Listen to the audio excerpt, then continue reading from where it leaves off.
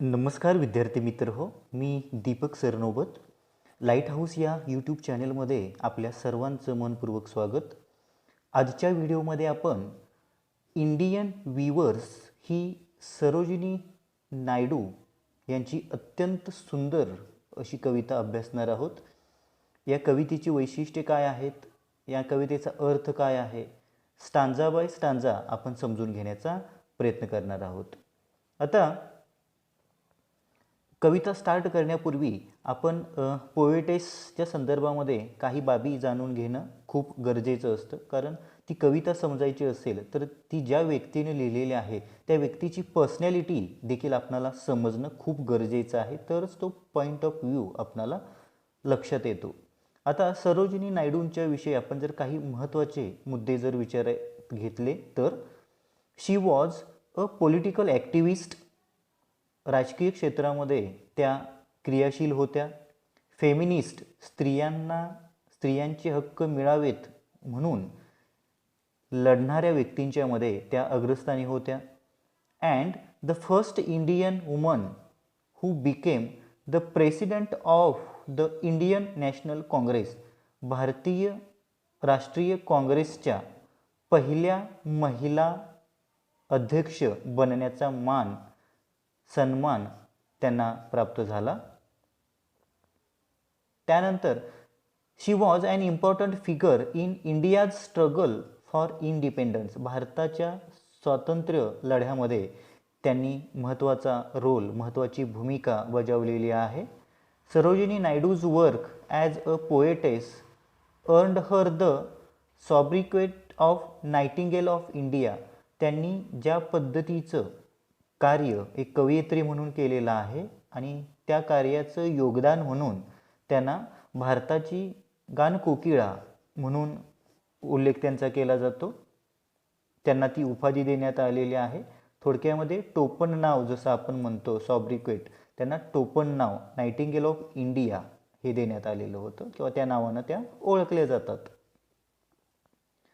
त्यानंतर later she became the governor of the United Provinces in 1947, becoming the first woman to hold the office of the governor in independent India. म्हणजे साहजिकच स्वातंत्र्य भारतामध्ये 1947ला United प्रोव्हिन्सेसच्या त्या governor म्हणून त्यांनी role किंवा भूमिका बजावलेली आहे.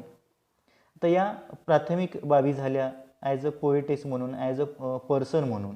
आता यानंतर आपण कवितेकडे येऊया. आता कविता नेमकी ही इंडियन वीवर्स जी आहे ती नेमकी काय आहे, कशा संदर्भात आहे, तर Indian weavers is a short poem. अतिशय छोटीशी असणारी ही कविता आहे. Here the poetess talks about 3 types of garments. या कवितेमध्ये कवयित्री 3 वेगवेगळ्या प्रकारची वस्त्र आहेत त्या वस्त्रांच्या संदर्भामध्ये इथं बोललेले आहेत. that the weavers weave at 3 particular times of a day. दिवसातल्या 3 वेगवेगळ्या प्रहरी, म्हणजे सकाळी, संध्याकाळी, रात्री अशा 3 वेगवेगळ्या वेळेला हे जे भारतीय विणकर आहेत 3 वेगवेगळ्या प्रकारची वस्त्रे विणण्याचं काम करतात. आता ती कुणासाठी आहेत हे आपल्याला कवितेमध्ये क्लिअर होईल. 3 stanzas of the poem represent. आणि या कवितेतील जे 3 स्टांजाज आहेत ते काय रिप्रेझेंट करतात? The 3 important events of human life. Human लाईफच्या जे 3 इम्पॉर्टंट इव्हेंट्स आहेत आपल्या ह्युमन लाईफमधले ते रिप्रेझेंट करतात. मग आता पहिला इव्हेंट कोणता आहे? बर्थ, जन्म. मग तो चाइल्डहूड ही स्टेज रिप्रेझेंट करतं. सेकंड इव्हेंट कोणता आहे? मॅरेज, विवाह. आता ही कोणती स्टेज आहे? अडल्टहूडची आहे स्टेज. आणि लास्ट आहे अँड डेथ. आणि शेवटचा इव्हेंट आहे मृत्यू. आणि हे काय रिप्रेझेंट करतं? कोणती स्टेज? तर ओल्ड एज ही स्टेज रिप्रेझेंट करतं. म्हणजे बर्थ, मॅरेज आणि डेथ हे इव्हेंट्स आहेत आणि ते चाइल्डहूड, अडल्टहूड आणि ओल्ड एज हे काय करतात? रिप्रेझेंट करतात. The colours mentioned in the stanzas. प्रत्येक स्टांजामध्ये एक कलर काहीतरी उल्लेख करण्यात आलेला आहे आणि त्याच्या पाठीमागं काहीतरी हेतू देखील आहे.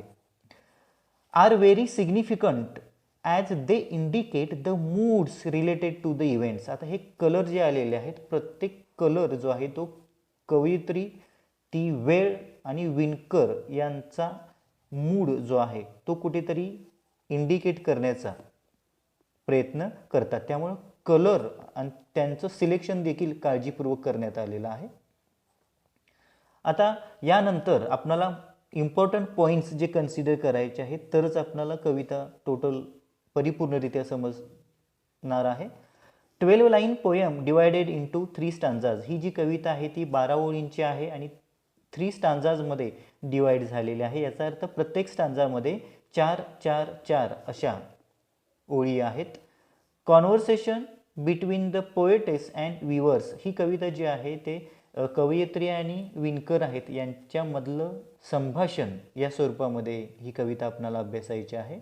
The poetess asks questions and weavers reply. आता या कवितेमध्ये प्रत्येक स्टांजामध्ये म्हणजे 3 स्टांजा आहेत, 3 स्टांजाजमध्ये कवयित्री विणकर, भारतीय विणकर आहेत, त्यांना 3 वेगवेगळे प्रश्न विचारते आणि त्या 3 वेगवेगळ्या प्रश्नांची उत्तरं आपल्याला विणकर इथं देताना पाहतात. म्हणजेच याचा अर्थ प्रश्न उत्तर अशा पद्धतीनं हे संभाषण आहे ते म्हणजे आपल्याला कवितेच्या थ्रू ते अभ्यासायचं आहे. Focus on 3 stages of life. आता आपण पाहिल्याप्रमाणे इथे चाइल्डहुड, अडल्टहुड आणि ओल्ड एज या 3 स्टेजेसवरती इथं फोकस करण्यात आलेला आहे.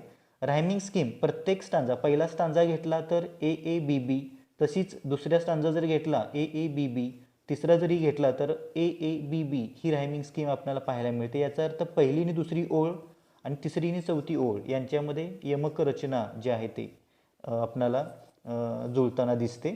आणि लास्ट पॉईंट इथं आहे use of figures of speech. या कवितेमध्ये कवयित्रीने अतिशय प्रभावीपणे अलंकारांचा वापर केलेला आहे. मग तो अलंकार इथं सिमिली असेल, मेटॅफर असेल, तर त्यांच्या पद्धतीनं या प्रत्येक स्टांजाजमध्ये या फिगर्स ऑफ स्पीचचा वापर करण्यात आलेला आहे. इमॅजरी हे पोएटिक डिव्हाइस आहे, लिटररी डिव्हाइस आहे, त्याचा देखील वापर करण्यात आलेला आहे. आता या बाबी आपल्याला लक्षात ठेवायच्या आहेत. आता पोएम नेमकी काय आहे ती समजून घेऊया. कवयित्री काय म्हणतात?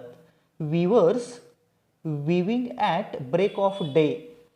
व्हाय do you weave a garment so gay?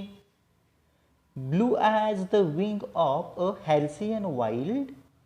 We weave the robes of a newborn child. पहिल्या 2 ओळी ह्या पोएटेस आहेत, विचारलेला प्रश्न, आणि 2 नंबरच्या दुसऱ्या ज्या 3rd आणि 4th या ज्या लाईन्स आहेत त्या विवर्स यांनी दिलेला रिप्लाय आहे. आता यामध्ये ॲट ब्रेक ऑफ डे असं एक एक्सप्रेशन फर्स्ट लाईनला आलेलं आहे. ब्रेक ऑफ डे याचा अर्थ डॉन, DAWN, याला आपण पहाट असं म्हणतो.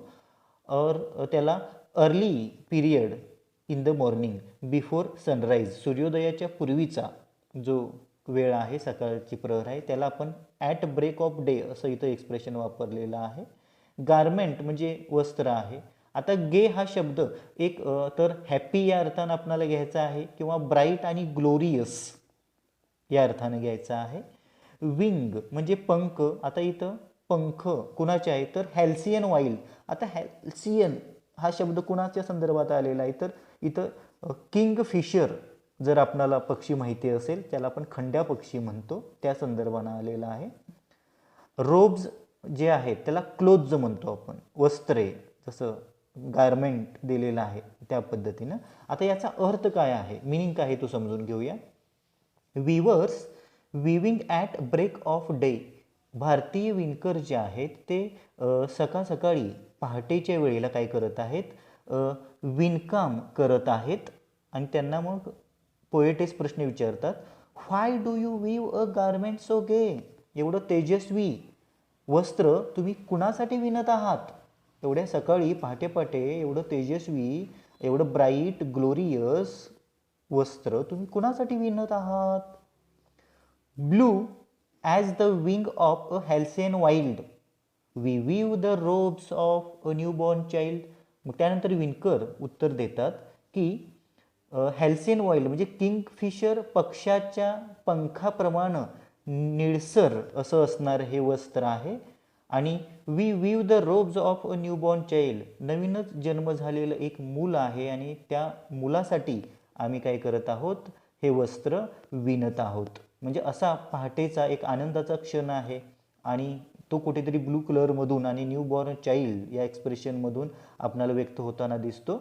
नंबर सेकंड स्टांजा असा आहे, weavers weaving at fall of night, why do you weave a garment so bright, like the plumes of a peacock, purple and green, we weave the marriage veils of a queen. आता यामध्ये at fall of night हे expression काय indicate करतं, तर time of evening, संध्याकाळची वेळ इथं आपणाला ते इंडिकेट करतं. पुन्हा इथं प्लम्स, प्लम्स याचा अर्थ काय आहे, plumes of a peacock, plumes म्हणजे फेदर, पीस जे आहे ते त्या अर्थानं घ्यायचं आहे. आणि पुन्हा marriage veils of a queen म्हणलेलं आहे. वेल्स म्हणजे काय म्हणतो आपण, तर आपला चेहरा किंवा तोंड झाकण्यासाठी एक पातळ असं जो काही कापड असतो त्याला आपण पडदा म्हणतो, त्याला तुम्ही चुनरी असं म्हणू शकता. तर त्या पद्धतीचं कापड या अर्थानं ते घ्यायचं आहे. Weavers weaving at fall of night, संध्याकाळच्या प्रहरी भारतीय विणकर जे आहे ते वस्त्र विणण्याचं काम करत आहेत. आता कवयित्रींना प्रश्न जो पडलेला आहे तो त्या विचारतात, why do you weave a garment so bright, एवढं तेजस्वी वस्त्र तुम्ही या संध्याकाळच्या वेळेला कुणासाठी विणत आहात. मग ते उत्तर देतात, like the plums of a peacock, मोराच्या पिसाप्रमाणे असणारं, पर्पल अँड ग्रीन त्याचा कलर पण दिलेला आहे, जांभळा आणि हिरवा, मोराचं पिसारा जो फुलल्यानंतर जो कलर त्यामध्ये आपल्याला पाहायला मिळतो तसं पर्पल आणि ग्रीन कलरचं हे वस्त्र आहे. We weave the marriage veils of a queen, आणि राणीसाठी मॅरेज वेल्स लग्नामध्ये परिधान करण्याची जी चुनरी आहे, घुंगट आहे, पडदा आहे, त्याच्यासाठी आम्ही काय करत आहोत, वस्त्र विणत आहोत. म्हणजे दुसऱ्या स्टांजामध्ये इथं आपणाला पर्पल आणि ग्रीन ही कलर आलेले आहेत आणि मॅरेज वेल्स कुठेतरी इथं विणण्याचं काम ते करत आहेत राणीसाठी. आणि लास्ट स्टांजा अतिशय सुंदर दिलेला आहे इथं, म्हणजे स्टेज कशी बदलत जातात बघा. पहिल्या स्टेजमध्ये आपणाला चाइल्डहूड रिप्रेझेंट झालेला आहे, दुसऱ्यामध्ये अडल्टहूड रिप्रेझेंट झालेला आहे सेकंड स्टेज, आणि तिसऱ्यामध्ये आता डेथ, ओल्ड एज हे जे आहे ते रिप्रेझेंट कसं केलेलं आहे पहा. आता पहिल्या दोन स्टांजामधला असणारा मूड आपोआपच बदलतो. Weavers weaving solemn and still, why do you weave in the moonlight chill, white as a feather and white as a cloud, we weave a dead man's funeral shroud. वातावरण पूर्णपणे गंभीर झालेलं आहे. आता फर्स्ट लाईनमध्ये सॉलेम जो वर्ड आहे तो सॉलेम याचा अर्थ काय, सिरियस, गंभीर. आणि स्टील, स्टीलचा अर्थ आपण काय घेतो, जे मोशनलेस आहे, विदाऊट मुवमेंट आहे, स्टेबल आहे, ज्यामध्ये गतिशीलता नाही आहे, स्थिर जे आहे असं.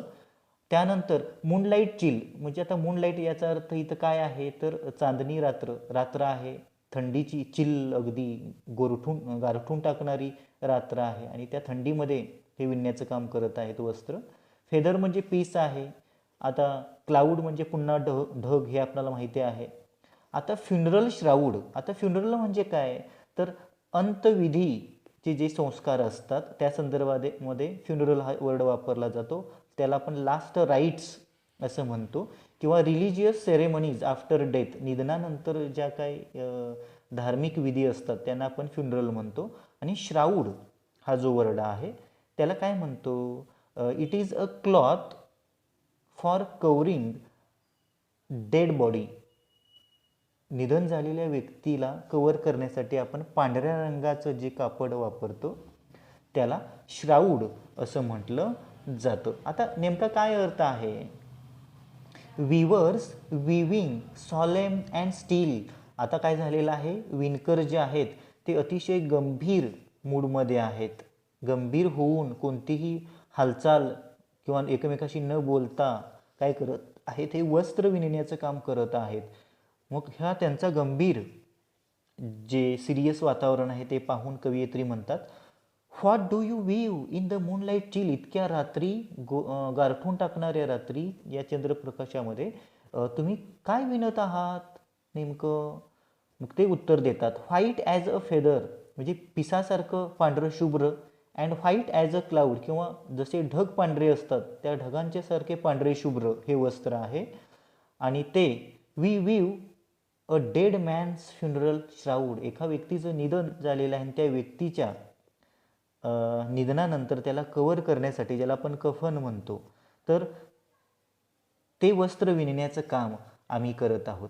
म्हणजे अशा पद्धतीनं 3 स्टांजामध्ये काय केलेलं आहे कवयित्रींनी इथं 3 stages of human life represent करण्याचं काम केलेलं आहे.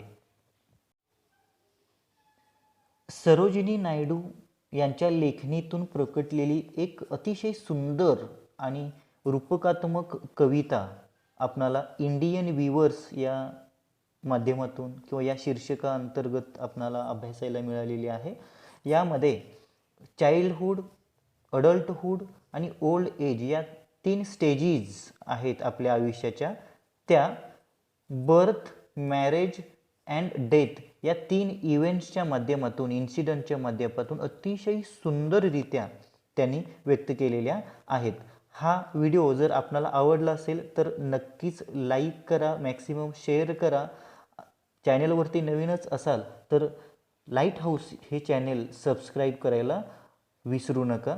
Thank you very much for watching this video. धन्यवाद.